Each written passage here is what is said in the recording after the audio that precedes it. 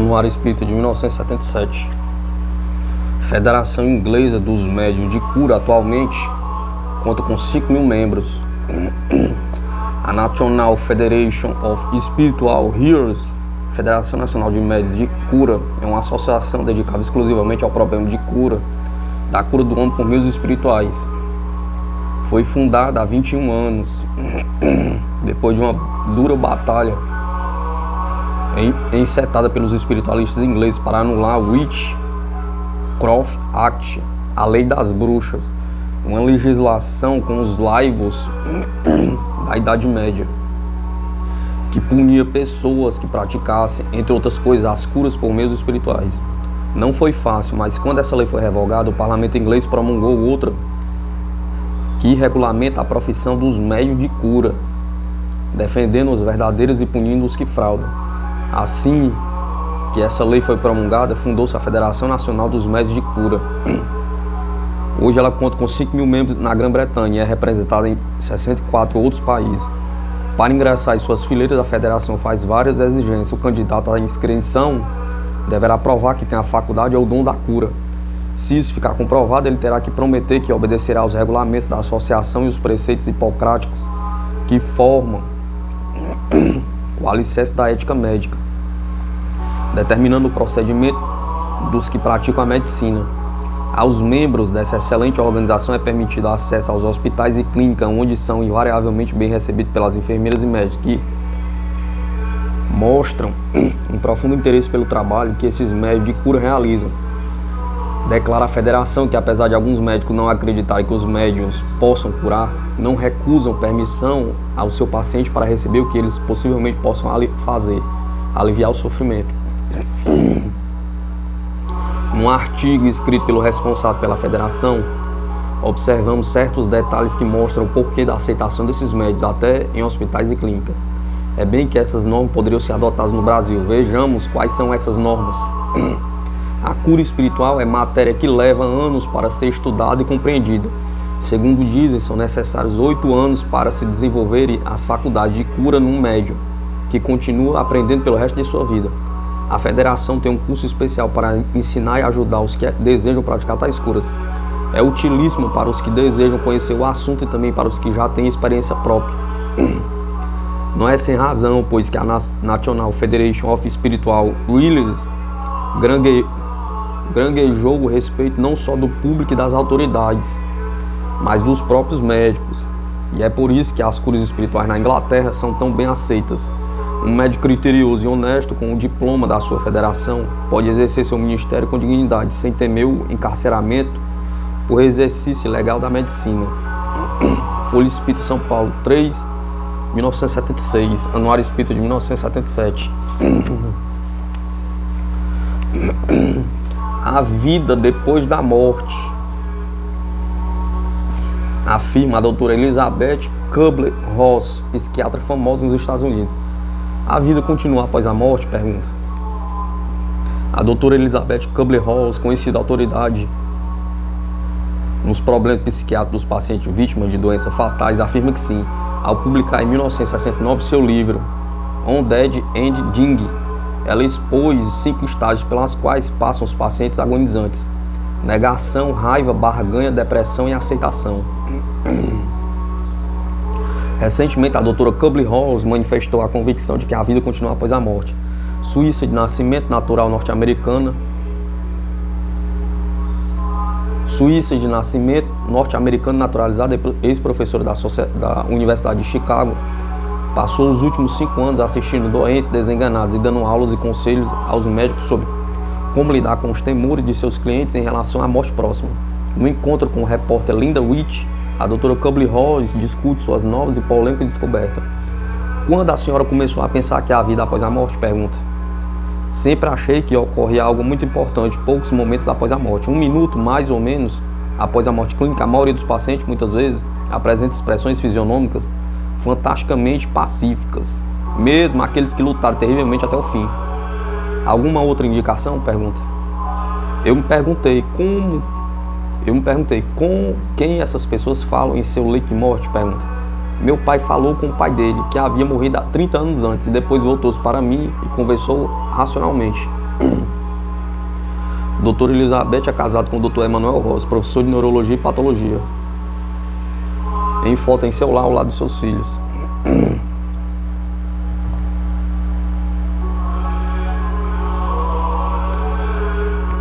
Chamamos isso de alucinação, como se pondo um rótulo explicássemos tudo. O que a senhora descreveria como sua primeira prova positiva? Pergunta. Há cerca de 7 anos, um paciente que fora declarada morta, apesar dos heróicos esforços para ressuscitá-la, nos últimos minutos, voltou à vida espontaneamente, 3 horas e meia depois. Ela me disse como se sentira. Havia flutuado para fora de seu corpo e vira o que se fazia com ela. Descreveu detalhadamente a equipe de reanimação, quem estava lá, quem queria desistir, quem queria continuar, quem disse uma piada para aliviar a tensão. Isso me deu a primeira pista. A senhora encontrou outros casos semelhantes? Pergunta. Desde então pesquisei casos idênticos da Austrália à Califórnia, envolvendo pacientes de 2 a 96 anos. Tenho 193 casos bem definidos. De todo mundo, de gente religiosa ou não. Um deles esteve morto 12 horas e meia. Todos experimentam a mesma coisa.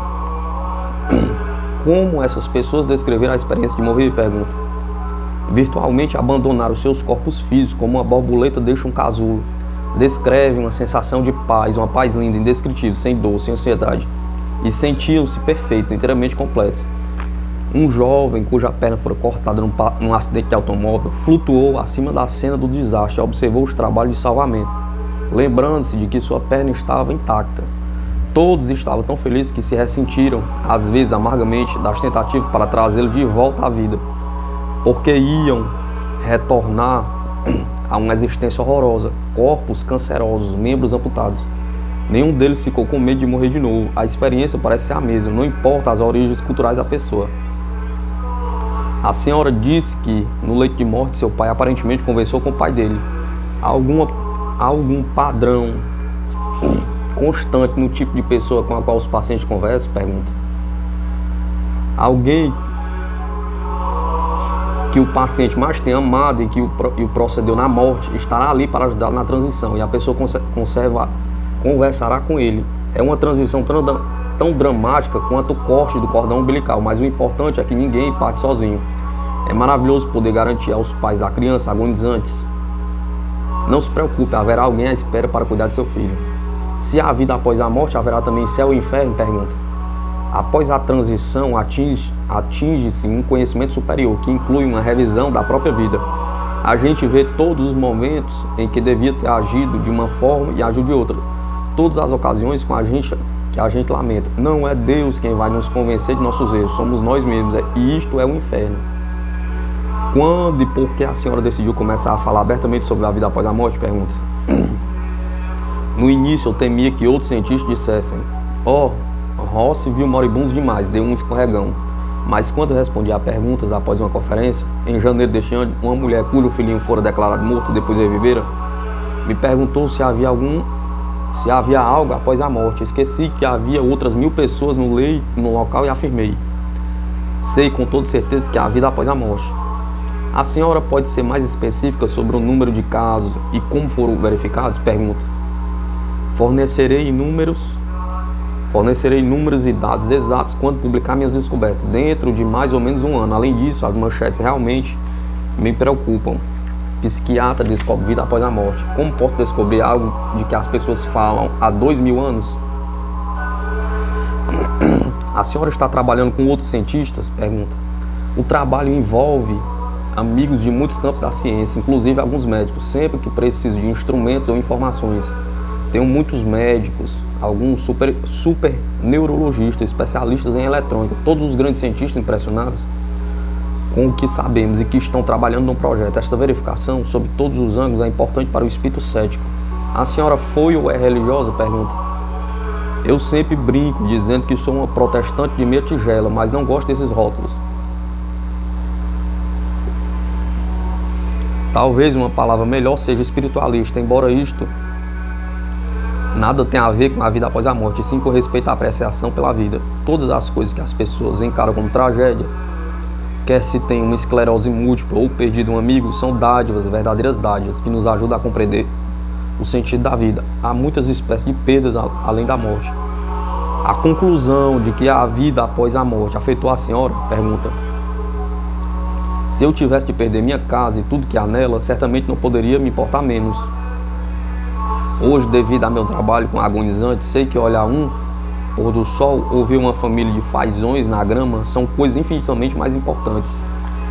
Quando se ouve um agonizante dizer, se pelo menos eu chegasse a ver meus filhos, se pelo menos, a gente começa a refletir sobre a própria vida. Como a senhora encara a sua própria morte? Pergunta. Sou uma lutadora e basicamente uma rebelde. Não sei se posso morrer tranquilo e pacificamente.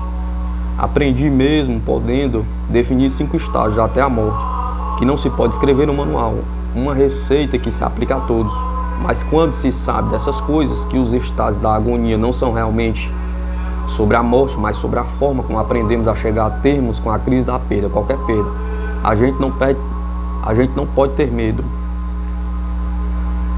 Fatos e Fotos, Brasília, 8/2/1975. Anuário Espírita de 1977.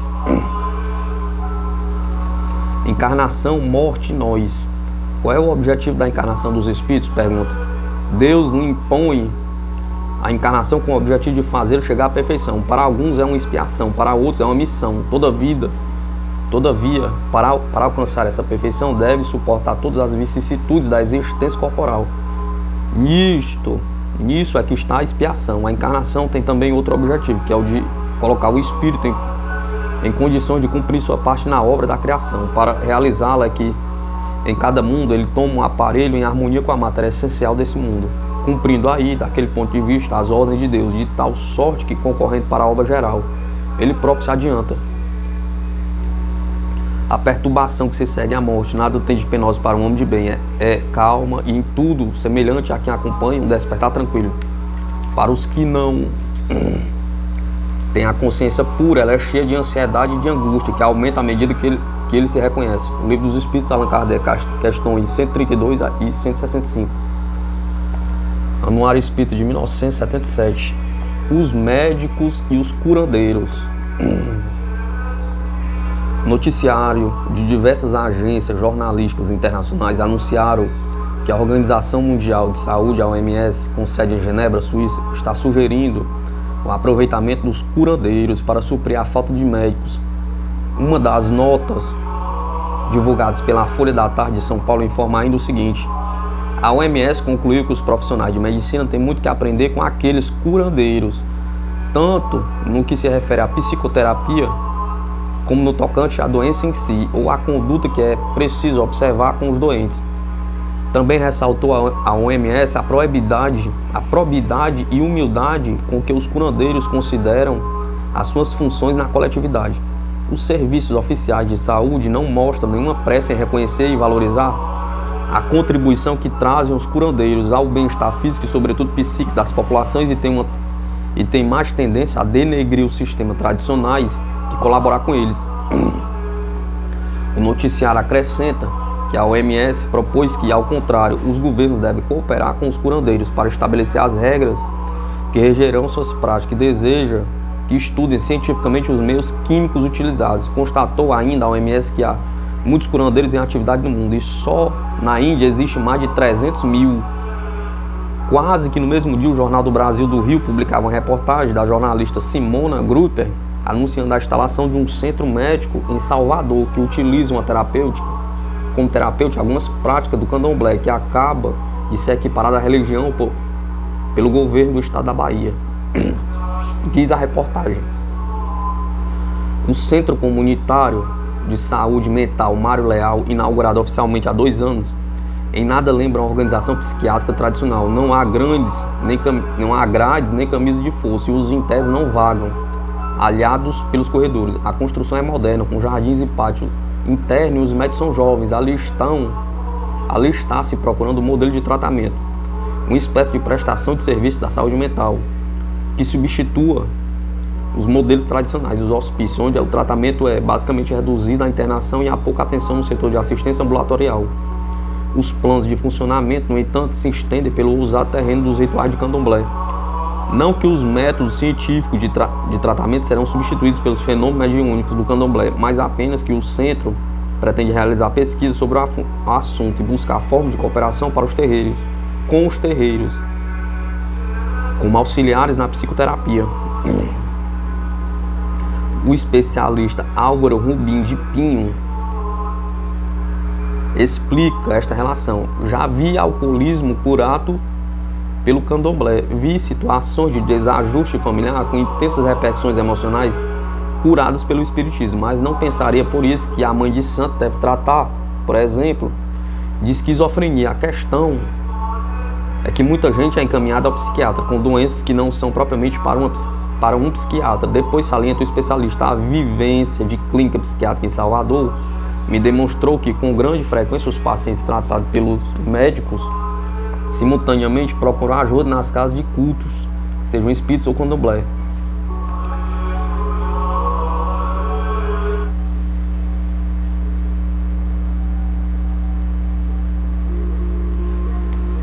A decisão da Organização Mundial de Saúde há de estar surpreendendo a muitos. No entanto, um organismo de tantos e relevantes serviços à humanidade, resultante da boa vontade que congrega hoje os povos em torno das Nações Unidas, a OMS, não tomaria uma tal decisão sem que realizasse preliminarmente estudos e pesquisas muito sérias. Só podemos esperar resultados positivos na sofrida luta que é travada no mundo inteiro contra os males incontáveis que atormentam as criaturas, sobretudo as chamadas regiões em desenvolvimento. Para os que se surpreenderam ou até se espantaram, bastaria uma consulta a qualquer dicionário sobre o significado da palavra curandeiro. Constataria então que curandeiro é qualquer pessoa que realiza curas mesmo sem possuir título ou habilitação universitária, e, em geral, por meio de rezas. Outros poderão retrucar que curandeiro é feiticeiro. E que sentido se deve dar ao qualitativo feiticeiro? Pergunta. Eis que nos ensina o Livro dos Espíritos. Pergunta 555. Aqueles a que chamais de feiticeiros são pessoas que, quando de boa fé, gozam de certas faculdades, como sejam a força magnética ou a dupla vista. Então, como fazem coisas geralmente incompreensíveis, são tidas por dotadas de um poder sobrenatural. Os vossos sábios não têm passado muitas vezes por feiticeiros aos olhos dos ignorantes? Pergunta. Anuário Espírita de 1977. Há 20 anos desencarnava o grande incentivador das mocidades espíritas, professor Leopoldo Machado Barbosa. Mais conhecido por Leopoldo Machado, nasceu no arraial de Cepa Forte, hoje Ladeira, no estado da Bahia, a 30 de setembro de 1891. Era filho do casal Eulálio de Souza Barbosa e Ana Isabel Machado Barbosa. Desencarnou na cidade de Nova Iguaçu, estado do Rio de Janeiro, no dia 22 de agosto de 1957, faltando apenas um mês para completar os seus 66 anos de vida terrena. Iniciou-se na doutrina espírita pelas mãos abençoadas do inovidável apóstolo baiano José Pititinga, lá pelo ano de 1915, tornando-se mais tarde arauto da fé e do trabalho. Espírito de liderança, Leopoldo Machado foi impulsionado às tarefas do bem e da verdade, vivendo a doutrina espírita em toda a sua pujança. Leopoldo Machado.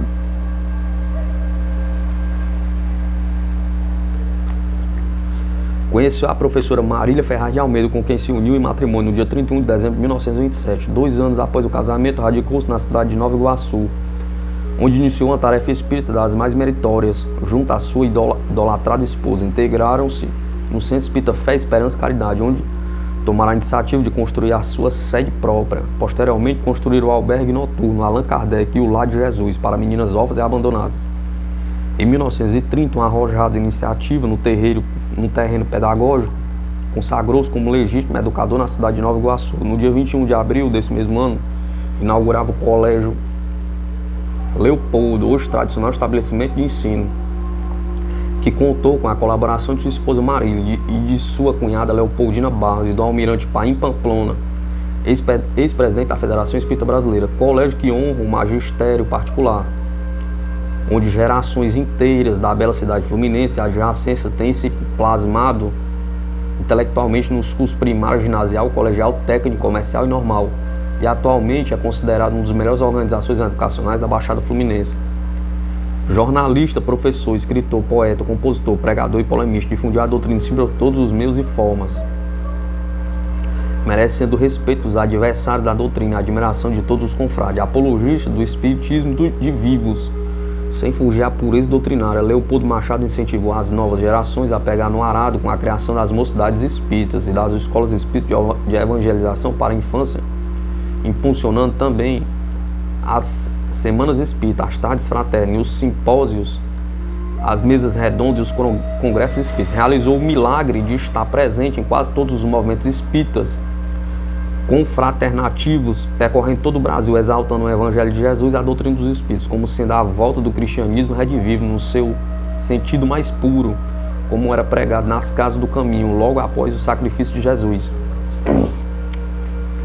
Em 1939, Deolindo Amorim levanta a bandeira do primeiro Congresso Brasileiro de Jornalistas e Escritores Espíritas, o qual contou com o integral apoio de Leopoldo Machado. Outros congressos e outros movimentos espíritas realizaram-se no intervalo de 1939 a 1948, destacando-se o primeiro Congresso das Mocidades Espíritas do Brasil, de 17 a 23 de junho de 1948. Foi das mais belas, das mais proveitosas realizações espíritas de todos os tempos, no sentido positivo da continuação de suas resoluções, pois hoje, 29 anos depois, ainda se colhem os frutos sazonais desse congresso espetacular. O movimento espírita de hoje, com quase todo o Brasil, está quase que inteiramente nas mãos dos jovens de 1948 e de jovens que se integraram ao movimento espírita, incentivado pelos frutos daquela magnífica epopeia que teve à frente Leopoldo Machado, Lins de Vasconcelos, J.B. Chagas, Moreira Guimarães, Rui de Santana e tantos outros idealistas. Nesse mesmo ano, Leopoldo Machado tomava parte ativa no Congresso Brasileiro de Unificação, realizado na capital de São Paulo. De 31 de outubro a 5 de novembro de 1949, era convocado o segundo Congresso Pan-Americano, realizado no Rio de Janeiro, e também o Pacto Áureo. Percebendo a importância desses encontros para a grandeza da doutrina espírita no futuro, dentre de suas possibilidades, esteve sempre presente, ajudando de alguma maneira. Os mesmos espíritos que inspiraram o Pacto Áureo inspiraram a Caravana da Fraternidade, no qual tomaram parte Leopoldo Machado, Lins de Vasconcelos, Carlos Jordão da Silva, Francisco Spinelli, Ari Casadio e Luiz Burgos Filhos, cuja caravana foi o coroamento do Pacto Áureo, um incentivo unificador da formação do Conselho Federativo Nacional. Sob os auspícios da Federação Espírita Brasileira, ao regresso da Caravana da Fraternidade, o êxito absoluto com a adesão dos estados do norte e nordeste do país, a unificação do espiritismo em todo o território nacional. Leopoldo não parava. Realizou também a primeira festa nacional do livro espírita, em homenagem ao 18 de abril, data magna do lançamento do Livro dos Espíritos, cuja festa tornou-se apta em todo o Brasil nas comemorações ao Dia do Livro. Criou o Conselho Consultivo de Mocidades Espíritas, na sede da Liga Espírita do Distrito Federal, hoje Federação Espírita do Estado do Rio de Janeiro, seção capital. Em sua bibliografia constam os livros Entre Profanos e Espíritos, Meus Últimos Versos, Saudades, Ideias e Iluminação. Prosa de Caliban e Consciências, Contos, Doutrina em Glória, Julga, Leitor por Ti Mesmo. Sensacional Polêmica, Pigmeus contra Gigantes, Guerra ao Faraísmo, Polêmicas para o Alto, Natal dos Cristãos Novos, Graças sobre Graças, Caravana da Fraternidade, Ide Pregai, Teatro Espiritualista, Uma Grande Vida, Caxias Eminente Iguaçuano, Caxias Eminente Iguaçuano, Cientismo e Espiritismo, Cruzada de Espíritos Vivos, Cruzada de Espiritismo de Vivos, Observações e Sugestões, Roteiros. O Espiritismo é obra de educação, das responsabilidades maiores dos espíritos no Brasil, para frente e para o alto, nada lhe é no momento maior. Brasil, berço de humanidade, teses. São esses os livros publicados, sem se contar vários outros em manuscritos inéditos, inclusive a sua autobiografia, que estão em poder de sua família, aguardando publicação. Autor da Canção da Alegria Cristã, em parceria com Olídio Castro.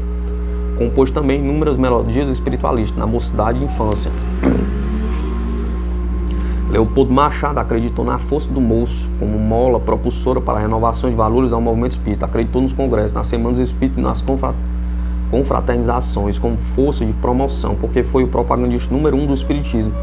Lutou tenazmente para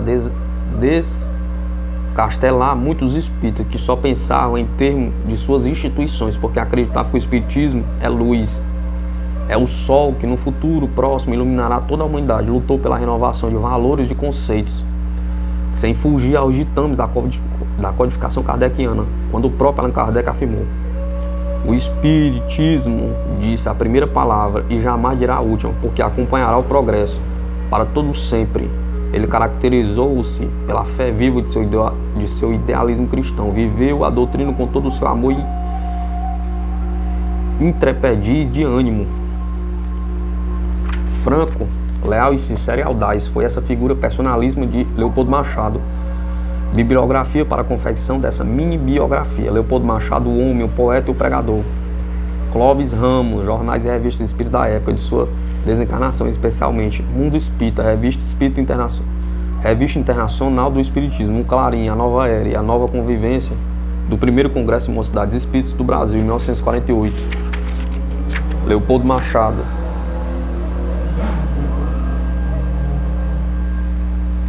Anuário Espírita de 1977.